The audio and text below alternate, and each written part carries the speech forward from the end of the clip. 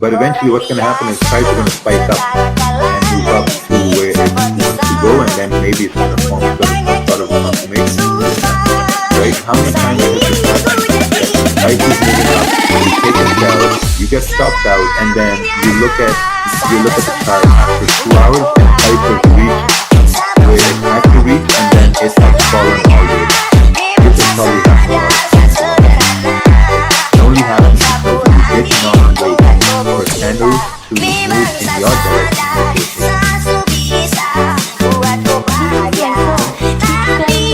Solving this problem, there's a high probability that you will win trade if you wait for candles. Now, what do big candles move in your what do big candles move on this? So, this point means that, let's say that you come to the chart, right? You come to the chart, and what you see is that you had resistance and price is forming, and you have a big candle move, right? What is this?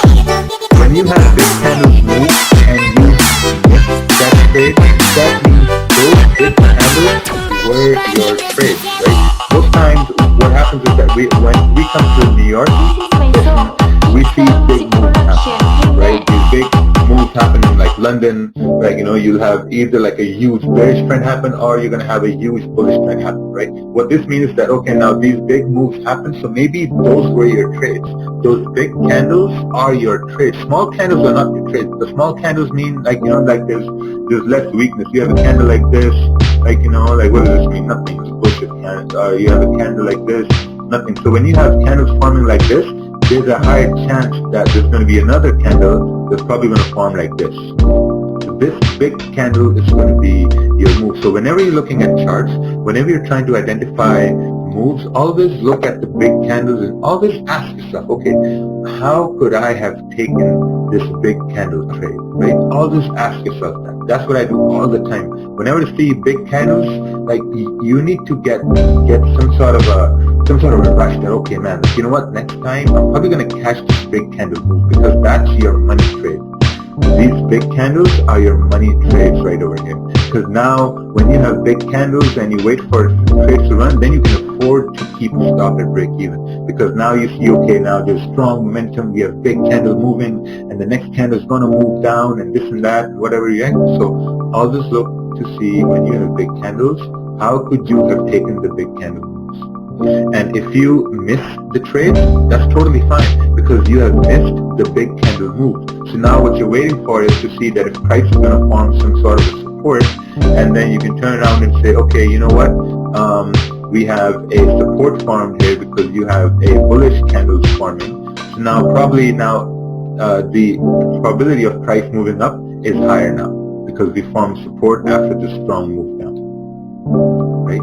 So big candles always mean that there was a huge push in the market, and that was the opportunity to make some money or to make some pips, whichever way you want to look at it as. And always look to see how could you have taken that trade. Because once you make notes of how you could have taken that trade, and when the opportunity happens next time, you're going to be ready. Trust me, with practice, you're going to be ready, and you're going to say, okay, you know what, I've seen this happen, and I'm going to take this trade now, because I've seen this happen and this fucking works. Right? So, and it's all about probabilities, all about probabilities. Like, what's the probability that's going to happen more often than not? So let's go to the next point.